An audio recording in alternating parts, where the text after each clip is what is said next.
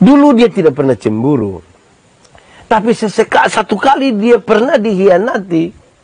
Dan kepercayaan itu menjadi rusak. Dan akhirnya dia cemburu. Kau kuatkan di saat ku lemah.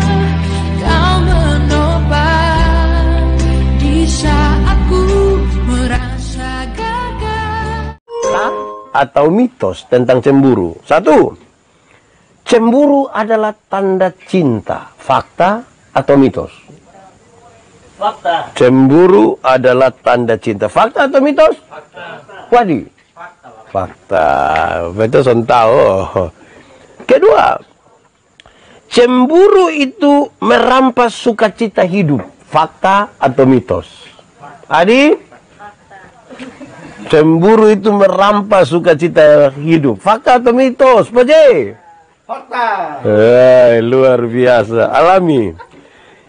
Ya, tiga, cemburu itu membuat hubungan semakin harmonis. Fakta atau mitos? Cemburu membuat hubungan semakin harmonis. Fakta atau mitos?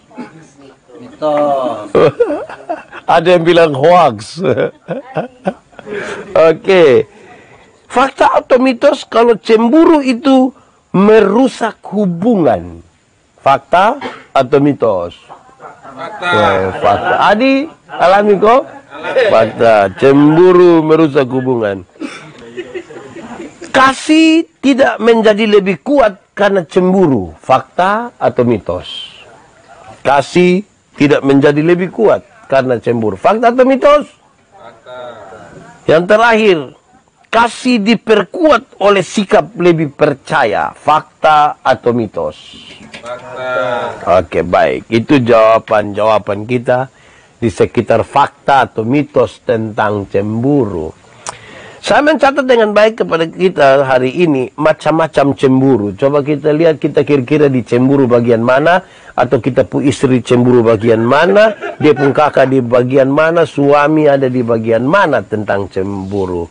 Memang paling enak kalau ikuti ini, duduk sama-sama dengan istri atau suami, anak-anak, atau pacar, atau yang kita tidak tahu kita pacaran ke tidak. Yang pasti kalau dia dekat ke kita senang, dia jauh kita rindu, dia datang kita malu. Itu kita tidak tahu dia.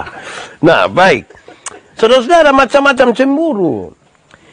Ada cemburu terhadap milik orang lain. Saudara pernah tahu kok kita cemburu karena milik orang lain. Kita lihat dia ada punya babi satu tuh kita rasa kenapa dia nggak boleh ada, saya tidak ada. Pernah alami begitu kok? Pernah. Oh itu. Kita bisa cemburu terhadap milik orang lain. Ada juga cemburu karena orang lain memiliki apa yang belum kita miliki. Bisa saja buat kita cemburu. So cemburu karena milik orang lain. Terus kita cemburu lagi karena orang lain memiliki apa yang tidak kita miliki. Ada juga cemburu untuk menjaga dan mempertahankan supaya jangan hilang. Cemburu untuk menjaga dan mempertahankan karena supaya jangan hilang. Pernah alami begitu kok? Bertengkar bilang, saya cemburu ini baik supaya lu jangan pergi mana-mana. Pernah begitu kok? Kamu ini lepas sedikit liar. Jangan begitu. Bahaya itu. Yang berikut ini saya kira menarik. Ada juga cemburu karena soal asmara. Betul kok? Cemburu karena soal asmara ada kok? Yang karena mana kira-kira? Yang karena mana kira-kira Hormat. Yang cemburu karena soal asmara. Itu kira-kira karena mana? Saya jadi takut bicara ini. Ya, baik. Tapi ada saya biasa dengar itu dia pun nama cemburu buta. Cemburu buta itu yang seperti apa? Itu cemburu. Oke, baik. Saudara-saudara, pembacaan malam hari ini menegaskan sesuatu yang menarik tentang cemburu. Saya sekedar untuk mengingatkan kembali, saya baca ulang saja supaya mengingatkan kita semua. Apabila istri seorang berbuat serong dan tidak setia terhadap suaminya, dan laki-laki itu tidur dan bersetubuh dengan perempuan itu dan tidak diketahui suaminya karena tinggal rahasia bahwa perempuan itu mencemarkan dirinya dan tidak ada saksi atas dia, dan dia tidak kedapatan, dan apabila kemudian roh cemburu itu menguasai suaminya itu sehingga ia menjadi cemburu terhadap istrinya, dan perempuan itu memang telah mencemarkan dirinya, atau apabila roh cemburu menguasai suami itu sehingga ia menjadi cemburu terhadap istrinya, walaupun itu tidak mencemarkan dirinya, maka haruslah orang itu membawa istrinya kepada imam. Pembacaan ini panjang lebar kalau kita baca, itu mulai dari Bilangan pasal 5 ayat 11, nanti terus sampai ayat yang ke-31, bicara tentang cemburu. Apapun yang dialami oleh seseorang, kalau dia cemburu terhadap istrinya, kalau dia cemburu terhadap suaminya, dia cemburu harus dia bawa kepada imam. Bukan soal imamnya, tetapi ini dimaksudkan supaya persoalan ini harus dibawa kepada Tuhan. Sebab kalau kita cemburu dan kita tidak bawa kepada Tuhan, itu bisa nyawa melayang itu bisa bahaya itu. Nah, saudara-saudara, saya ingin untuk mengajak kita melihat lebih jauh tentang cemburu itu. Sebenarnya dari mana datangnya cemburu? Ada yang tahu? Dari mana datangnya cemburu itu? Wade, dari mana datangnya cemburu? Pernah cemburu? Terus-terus. Betul. Benar. Cemburu. Dari mana datangnya cemburu? Saya ingin mencatat dan menyampaikan kepada saudara, cemburu itu biasa muncul dari sikap egois. Orang kalau egois itu dia dekat sekali dengan cemburu. Di sini ada yang egois? Ada kok tidak? Laki-laki atau perempuan? Dia ada berkhotbah. Orang kalau egois, kepingin menang sendiri, itu dia dekat sekali dengan rasa cemburu. Jadi supaya saudara-saudara jangan terlalu egois, karena egois itu bisa buat kita cemburu sekali. Cemburu itu menyiksa kita. Saya mau tanya saudara, kalau saudara pernah cemburu, cemburu itu enak kok tidak? Wih, kita kalau cemburu itu dia kasih naik foto dan dia punya tante kita yang sakit hati. Karena itu kita butuh hati yang kuat.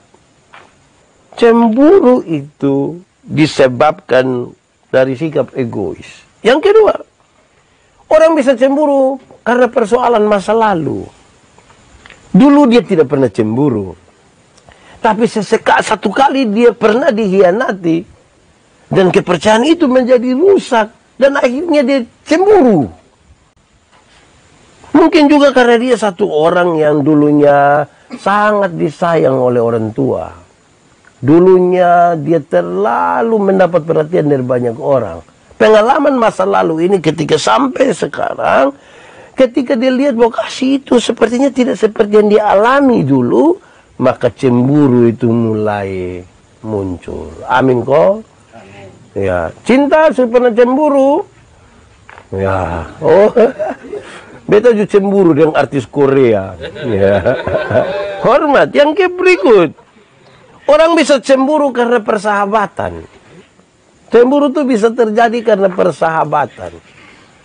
Kita bersahabat, dan dia tiba-tiba dia bersahabat dan kita punya lawan politik. Wah, itu cemburu. Bahaya itu. Pernah alami kok tidak? Kita berteman-teman baik-baik dengan dia, baru dia berteman lagi dengan orang lain dan itu musuh. Wah, cemburu. Cemburu bisa buat kita jadi renggang ini toh. Bahaya ini. Cemburu juga itu bisa terjadi karena kecurigaan dari sikap yang tidak biasa. Curiga dari sikap yang tidak biasa. Biasa dia taruh dia punya handphone di situ saja. Tapi sekarang dia PWC juga bawa handphone. Pernah alami begitu. Tapi saya mau kasih tahu saudara, ini pengalaman pribadi. Saya punya pengalaman pribadi tentang bawa handphone ke WC. Saya satu saat dalam sebuah pelayanan, saya sebut nama tempat, saya tidak apa-apa. Kami ada dalam sebuah pelayanan, saya pas habis setelah pelayanan, saya pergi buang air kecil di satu tempat, di kamar kecil. Lalu tiba-tiba, saya rasa bahwa saya terkunci di dalam kamar. Saya tahu itu orang itu. Yang kunci saya itu dia ada duduk di sini hari ini. Lalu saya berteriak, tidak ada yang dengar saya. Saya pas karena bawa handphone, saya telepon saya punya istri. Saya punya istri pertama tertawa. Tapi kemudian kasihan saya, pergi buka pintu, saya keluar. Dan itu orang yang kunci saya, dia merasa dia tidak ada salah sama sekali itu. Apa yang ingin saya katakan? Jadi ibu-ibu juga jangan lalu cepat-cepat bilang, kenapa biasa terbuang HP di sini sekarang PWC juga bawa. Mungkin karena dia takut terkunci. Jadi dia bawa supaya dia bisa telepon lagi. Jadi orang cemburu itu bisa terjadi karena kecurigaan dari sebuah sikap yang tidak biasa. Dari sebuah sikap yang tidak biasa. Atau begini, saudara-saudara, kita juga bisa cemburu karena persaingan. Kita bisa cemburu karena sebuah persaingan. Saudara merasa ada kompetitor lain kok untuk sesuatu. Ada kok. Hati-hati kan bisa buat saudara cemburu. Kita kalau cemburu itu kita bisa, aduh, bukan saja hubungan jadi renggang. Kita bisa cubit sana, cubit ke rusak ibu dong pembunga. Sebentar dong marah tambah kita lagi. Karena itu hati-hati dengan cemburu. Cemburu itu bisa terjadi karena sebuah hayalan yang berlebihan. Orang kalau sudah menghayal terlalu berlebih-lebihan, itu dia bisa saja cemburu. Hayalan itu kan dia membayangkan satu saat dia bisa begini atau begitu dan seterusnya. Dan ketika orang lain yang menikmati seperti apa yang dia bayangkan, bisa saja cemburu itu datang. Cemburu itu juga bisa karena sebuah prasangka buruk. Kalau kita berprasangka buruk itu kita dekat sekali dengan cemburu. Saudara-saudara, setelah kita memahami itu dari mana datangnya cemburu, kita sudah pikirkan 1, 2, 3, 4. Kadang-kadang orang bisa cemburu karena pelayanan. Kita sama-sama begini, Rian bawa kasih saya air, yang lain bisa cemburu. Kenapa hanya kasih saya?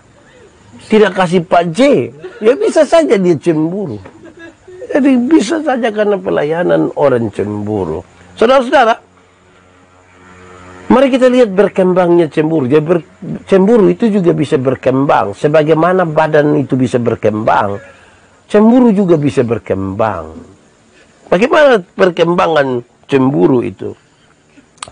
Saudara-saudara, saya ingin menyampaikan kepada kita bahwa cemburu itu bukan bawaan lahir. Cemburu itu tidak dibawa. Jadi jangan sedikit-sedikit bilang, kau lihat dia pemama tukang cemburu, makanya anak jusat. Jangan mulai begitu. Karena cemburu bukan bawaan. Tapi cemburu itu adalah hasil dari belajar. Cemburu bukan bawaan. Cemburu itu hasil dari sesuatu yang dipelajari. Kok Pak belajar cemburu? Bukan. Karena tadi, hal-hal tadi yang tadi disebutkan dari atas, mulai dari egois, masa lalu kita, persahabatan, kecurigaan untuk sesuatu yang tidak biasa, kalau itu terus-menerus, ada lama-lama kita jadi cemburu. Ada banyak kesaksian kok, Pak, saya dulunya tidak pernah cemburu, Pak. Tapi saya lihat masa aku dia pun teman perempuan itu sedikit-sedikit taruh kepala di dia pun bahu. Taruh kepala di saya pun suami pun bahu. Ya saya bagaimana tidak cemburu. Jadi sesuatu yang diproses sesungguhnya.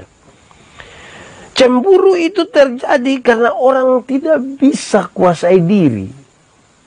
Cemburu itu terjadi karena tidak bisa kuasai diri.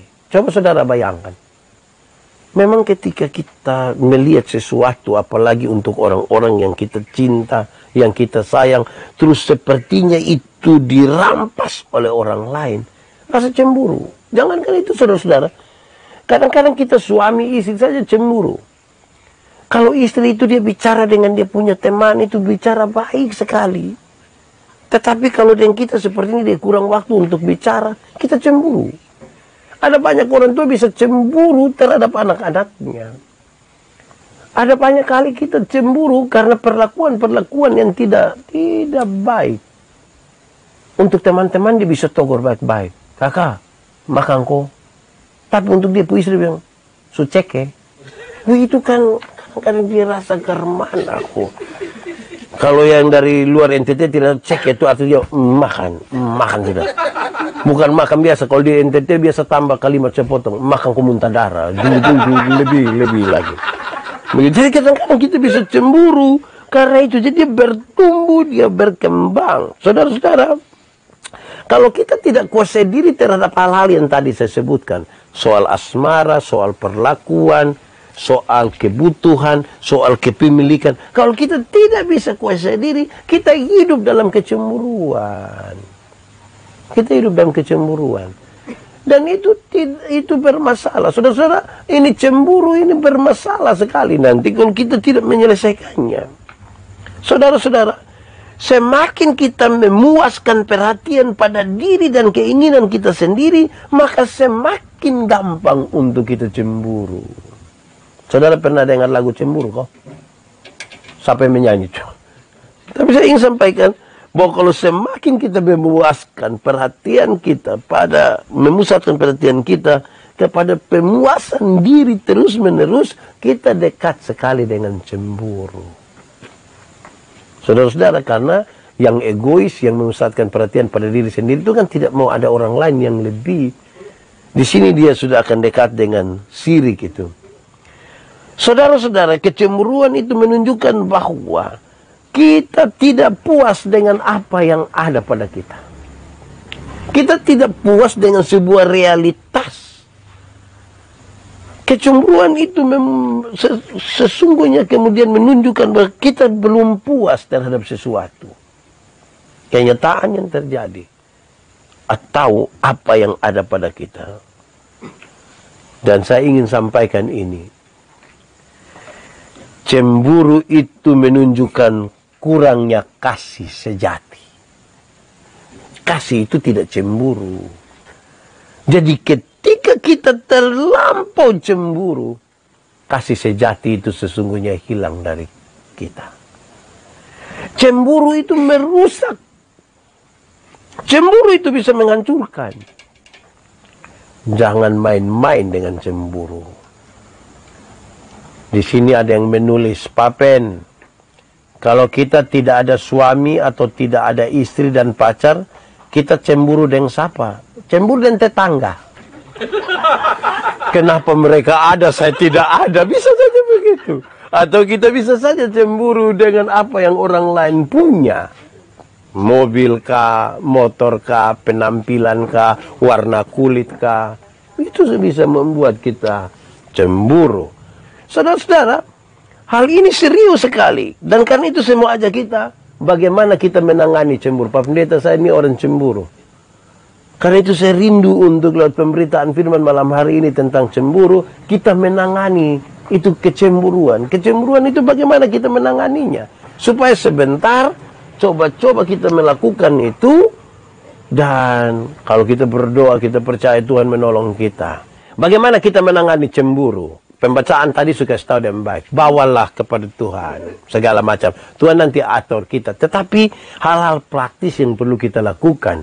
Karena kalau kita tidak melakukan memulai sesuatu, itu akan bermasalah. Karena cemburu itu bermasalah. Ini Pak David Sylvester menulis. Pak Penyandi bisa cemburu dengan pung jenggot? Hah? Apa itu? Ya. Kasih itu murah hati. Terima kasih. Baik, saudara-saudara, mari kita menangani cemburu. Satu, kita memahami dulu masalah. Yang paling serius dari penanganan terhadap cemburu itu adalah paham dulu masalah. Bagaimana paham terhadap sebuah masalah? Paham terhadap semua masalah itu saudara tidak perlu bikin penelitian. Apalagi ikut-ikut orang untuk cari tahu. Tidak perlu. Tetapi untuk paham terhadap sebuah masalah harus dimulai dari mendengarkan. Berusaha untuk mendengarkan. Sebab kalau kita tidak mendengar dengan baik, lebih banyak akan ada tuduhan. Dan itu akan memperbesar masalah. Mendengar itu bukan mendengar yang kemudian memuaskan kita. Banyak orang rindu mendengar, rindu mendapatkan informasi, tetapi dia tidak siap terhadap informasi yang akan diberikan. Karena itu saudara, butuh siap hati baik-baik untuk mendengar. Tetapi hati-hati bagi mereka, para suami, para istri yang bilang, sudah siap? Sudah siap kalau saya mau jelaskan? Terus bilang, iya siap. Coba omong dia. Jangan, saya lihat kurang siap. Oh, itu bisa jadi sembunyi. Saudara, untuk memahami masalah, mulailah dengan mendengarkan. Kadang-kadang kita tidak mampu mendengarkan. Tidak menyiapkan diri untuk mendengarkan. Kita akan lebih banyak bicara daripada mendengar. Saudara-saudara, yang kedua, saya kira ini standar dari sebuah relasi. Karena untuk memahami masalah kita butuh untuk mengkomunikasikan sesuatu. Ada orang cemburu, tapi dia tidak berani bicara kepada suaminya, kepada istrinya, kepada anak-anaknya. Kalau cemburu, bilang. Istri itu kan tidak ada karunia untuk tahu kalau kita cemburu, tak? Suami itu tidak ada karunia tahu kalau kita cemburu. Apalagi kalau kita tinggal berjauhan. Satu di Alor, satu di Lembata. Terus kalau kita tidak saling bicara itu, di sini ada yang tinggal di Lembata. Jadi kalau kita berjauhan, komunikasikanlah sesuatu. Berilah telinga untuk mendengar. Sebab kalau tidak, saudara-saudara, betapa kita tersiksa dengan itu, dengan perasaan itu. Bayangkan kalau bertahun-tahun satu tinggal di Kupang, satu tinggal di Fatu Bubu. Terus saudara-saudara kita tidak, aduh. Bagaimana ini perasaan cemburu? Pada tataran tertentu cemburu itu baik sesungguhnya. Karena sebuah perhatian. Dan ini kemudian harus dikelola dengan baik supaya mendatangkan hal yang baik. Jangan sampai justru merusak komunikasi. Jadi untuk menangani cemburu harus dimulai dengan paham dulu masalahnya. Kita cemburu apa sih sebenarnya? Jangan sampai kita tidak ada hubungan juga kita cemburu. Wah, itu bahaya itu. Lama-lama kita bisa gila itu. Yang kedua, saudara-saudara, untuk menangani cemburu, maka saudara tidak boleh membandingkan. Tidak boleh membandingkan. Paham masalah yang pertama. Yang kedua, jangan membandingkan. Jangan membandingkan barang yang ada pada kita dengan barang yang ada pada orang lain. Jangan bandingkan istri atau suami dengan istri atau suami orang lain. Jangan. Masing-masing orang itu unik. Pakai bahasa agak baik sedikit, unik. Masing-masing orang itu unik. Tidak usah dibandingkan. Sebab tidak ada satu orang yang dia begitu sempurna tanpa kekurangan, dan tidak ada satu orang pun yang begitu kekurangan sampai tidak ada kelebihan sama sekali. Tidak. Jadi jangan sampai saudara ketemu satu orang, di sini ada orang yang hanya ada kekurangan saja. Ada juga dia pun kelebihan. Jadi jangan, ini soal mata kita mau tertuju ke mana. Jadi menangani cemburu itu janganlah dimulai dari membandingkan. Tidak boleh membandingkan. Orang kalau membanding-bandingkan, dia punya hidup tidak aman. Saya suka bertanya pada ibu-ibu dong. Ibu-ibu senang kok tidak kalau suami banding ibu-ibu dong dengan ibu-ibu lain. Senang. Baru ketemu suami bilang, mama, kenapa mama tidak sama dengan ibu di rumah sebelah? Woi, itu mau terus lu pindah tinggal di sebelah. Ya. Oh, bahaya. Pernah dengar itu kalimat? Atau sendiri omong. Terima kasih Orang yang suka cemburu itu suara kedagingan. Dan terima kasih banyak. Nah sekarang bagaimana kita tetap akan mempertahankan hidup yang berkenan tanpa cemburu? Karena tadi kasih itu akan hilang kalau kita cemburu, saudara-saudara. Sudah dua sekarang menangani cemburu. Yang pertama, memahami masalah dengan mendengarkan dan mengkomunikasikan. Yang kedua, tidak membandingkan barang-barang yang ada pada kita dengan barang orang lain, atau hubungan kita, relasi kita dengan orang lain. Itu kalau kita banding masalah. Yang ketiga, untuk menangani cemburu itu butuh membangun kepercayaan. Butuh membangun kepercayaan. Kalau kita tidak membangun kepercayaan, kita akan terus cemburu. Kepercayaan apa sekarang yang kita bangun? Yang paling pertama, bangunlah rasa percaya diri. Jangan bangun rasa minder. Jangan bikin kita pun diri langsung tahu. Kadang-kadang suami istri itu bertengkar aneh. Pi dia. Kok memang saya begini nah. Dia begitu. Ya memang yang begini dan begitu. Tidak usah dibandingkan karena ini begini, itu begitu. Kita suka taruh kita di posisi paling bawah. Tidak baiklah. Begitu. Percaya diri. Tapi percaya diri itu agak beda tipis dengan paksa diri. Jadi percaya diri. Jangan paksa diri. Sebab kita cemburu dan paksa diri bikin kita tidak apa-apa. Kadang-kadang kita tanya, kakak cemburu kok? Tidak. Hei, mati satu tumbuh 1000. Itu memang terlalu itu kalau begitu. Jangan. Bangunlah percaya diri. Kedua, bangunlah kepercayaan kepada orang lain. Orang yang bisa percaya diri itu sekaligus dia bisa juga percaya kepada orang lain. Soal paling besar dalam hidup kita ini adalah kita mau orang lain itu mengikuti apa yang kita mau saja. Kita merasa sulit untuk memberi kepercayaan kepada orang lain. Itu masalah. Saudara-saudara, di malam hari ini, saya akan kasih kesempatan kepada saudara menulis 1-2 hal tentang cemburu. Tidak apa-apa, kita pakai waktu lebih dari 1 jam, amin, tidak apa-apa. Selvi Natalia, ada memang papen suami yang suka bandingkan istri dengan istri orang lain. Sendiri memang itu tidak baik itu kalau dibandingkan. Kita punya istri ya kita punya istri saja. Tidak usah banding-banding. Tidak baik. Ibu Lili Manudima, cemburu yang baik tanda sayang toh Bapak belum tentu. Kenapa saya bilang begitu? Ada banyak istri kira suami yang baik itu adalah harus seperti apa yang dia mau. Ada banyak suami kira istri yang baik itu harus seperti apa yang dia mau. Padahal tidak.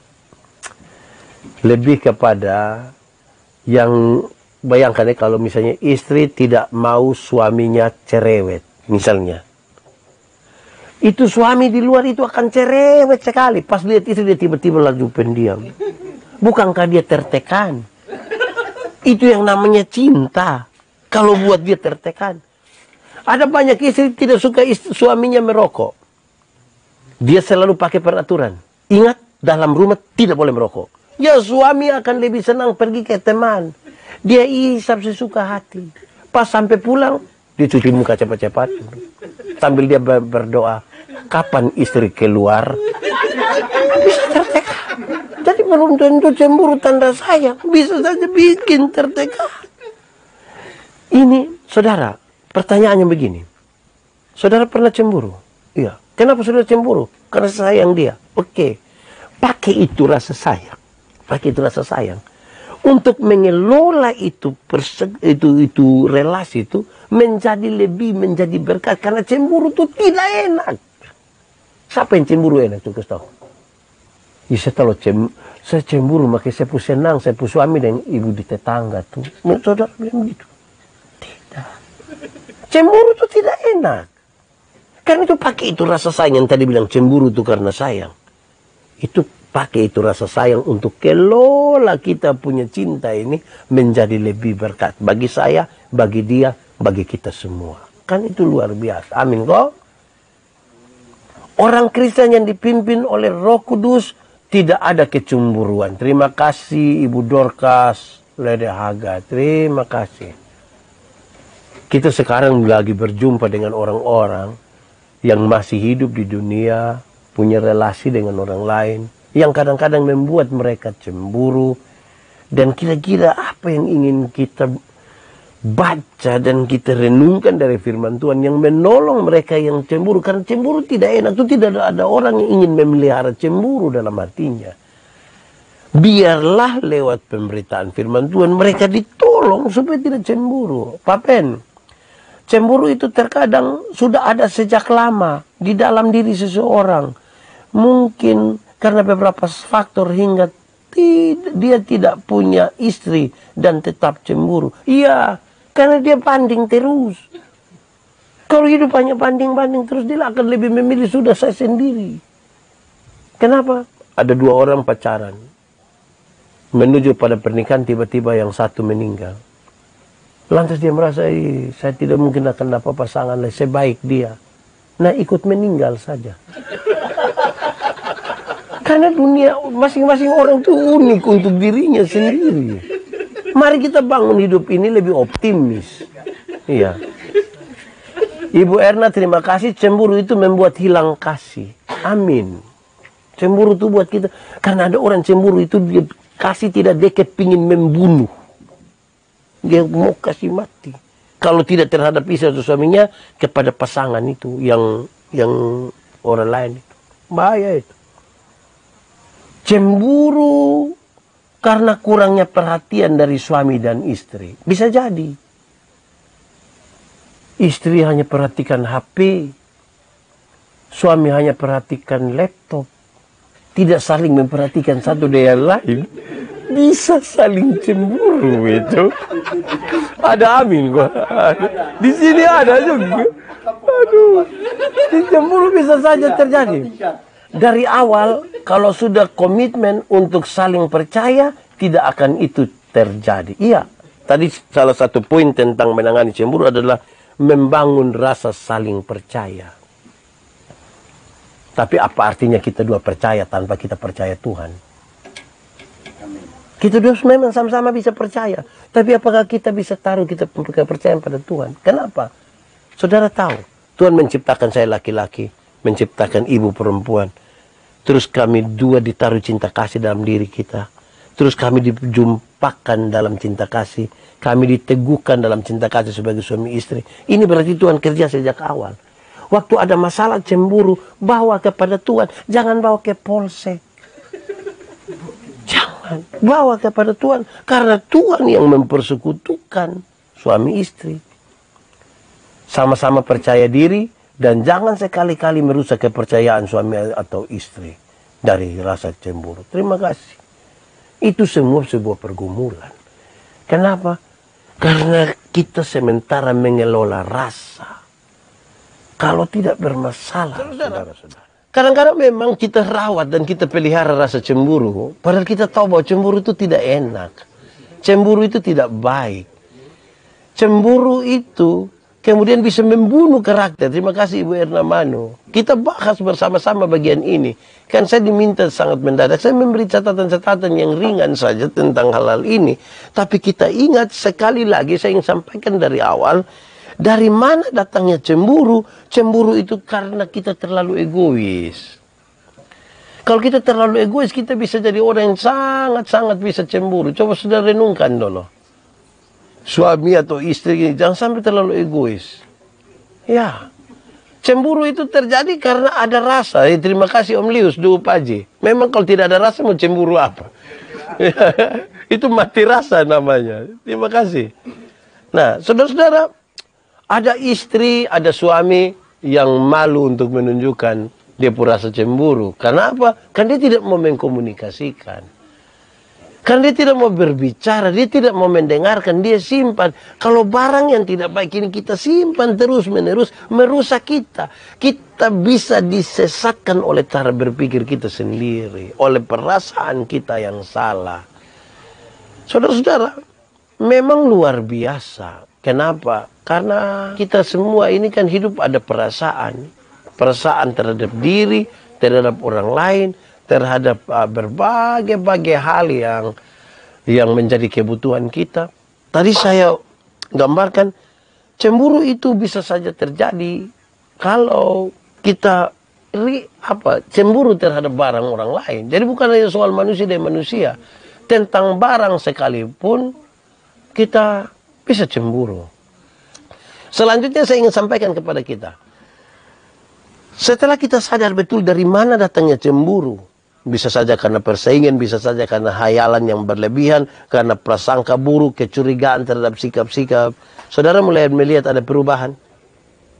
Ada banyak orang, laki-laki atau perempuan, suami atau istri, mereka sering sekali bercerita dengan teman akrab mereka tentang perubahan-perubahan dari istri atau suami, tapi tidak mampu mengkomunikasikan kepada istri atau suami. Yang istri atau suami kan kita dua. Kenapa bicara siapa perubahan itu kepada orang lain? Kita dua yang mestinya bicara. Kita dua yang berhubungan. Kita dua yang mesti menjaga kepercayaan. Mungkin saya gagal hari ini, tapi bukan berarti kan saya gagal selamanya. Mungkin istri juga gagal untuk satu waktu tertentu, tapi bukan berarti dia tidak mungkin menjadi baik. Perjalanan ini kan perjalanan bersama-sama. Kenapa kita cemburu? Tadi Om Lius menulis, kita cemburu kan kita ada rasa. Yang tidak ada rasa itu, dia pun nama mati rasa. Dia sudah tidak hidup lagi. Tetapi, karena cemburu itu ada, maka kita atur dia begitu rupa. Supaya kemudian kita tidak menjadi korban karena rasa cemburu. Tetapi untuk penanganan ini semua, saudara lihat, dari catatan-catatan yang disampaikan tadi dalam refleksi terhadap bilangan pasal 5 ini harus dimulai dari kita pun diri. Kita periksa dulu kita pun diri. Jangan sampai kita yang egois. Kita kalau terlalu egois itu saudara-saudara bahaya. Bisa bermasalah. Cemburu itu menunjukkan kita bisa kehilangan kasih. Kita bisa kehilangan yang dibangun di dalam kekristenan itu adalah kasih. Dan kasih itu akan menolong kita untuk hidup lebih baik tanpa rasa cemburu. Atau paling tidak kalau cemburu bisa dikelola dengan baik. Tuhan memberkati kita.